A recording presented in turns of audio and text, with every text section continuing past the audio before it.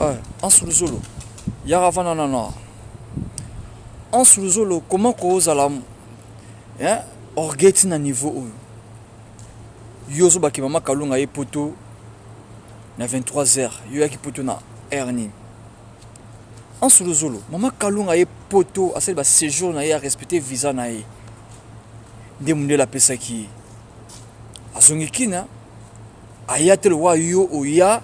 Ata 10 francs quand tu es dans bon il y a des démarches à voyage même bon il y a transport ou il y a Luanda qu'on ouvre pour que l'ambassade na ninga Kinshasa kuna moi c'est m'tatindela rao nyonso moi c'est m'tatindela au tio c'est ou ya au secrétaire awa na poto mais lelo en sous le zoo les parvenir ko finga mama kalunga en sous le zolo yo ya poto na sima moi si yo ya poto na ajnin en sous le zolo ya poto pena ki mkolo.